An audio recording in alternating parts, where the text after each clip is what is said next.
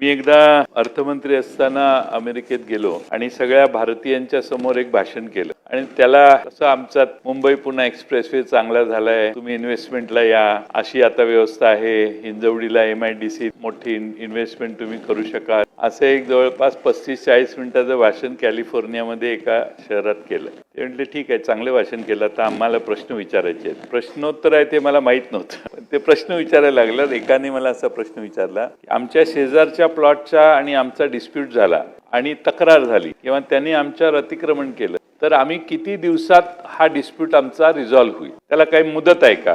मी म्हटलं नाही, त्याला न्यायालयात जावं लागेल. हा नाही, न्यायालयालाच किती मुदत आहे, न्यायालय किती दिवसात हा निकाल देईल? मग मी म्हटलं माझ्याकडे असं काही ऑथेंटिक उत्तर देण्याची क्षमता माझी नाही आहे, पण होईल 2-3 वर्षात होईल. म्हटले 2-3 वर्ष आम्ही तुमच्या राज्यात यायचं आणि अडकून बसायचं, तुमच्याकडे काही अशी व्यवस्था आहे का की डिस्प्यूट जागेवर रिझॉल्व्ह होईल आणि इन्व्हेस्टरला प्रोटेक्शन होईल? आज महाराष्ट्रात काय चाललेलं आहे, महाराष्ट्रामध्ये इन्व्हेस्टरला त्रास देणारे फार लोक तयार झाले. इन्व्हेस्टमेंट येते म्हटल्यावर स्वागत करण्याच्या ऐवजी सगळ्यांनी त्याला कसं घेरायचं आणि मग त्याचं माझंच सिमेंट घे, माझीच वाळू घे, माझीच खडी घे, माझ्याच ट्रकला मीच तुझं करणार, ही जी चालू आहे. मी अनेक वेळा या सभागृहात तो आग्रह केलाय आणि आपण हे रॅशनलायझेशन करतायत. असा एक कायदा महाराष्ट्रात आणा जसा मोका लावतो आपण. इन्व्हेस्टरने तक्रार केली तर त्या कलमाखाली त्याला स्टेट अरेस्ट करण्याची अरेंजमेंट काहीतरी करा, कारण हे इतकं महाराष्ट्रात वाढलेलं आहे की ब्लॅकमेलिंग करणे, त्यांना त्यांच्या मागे लागणे, पोलिसही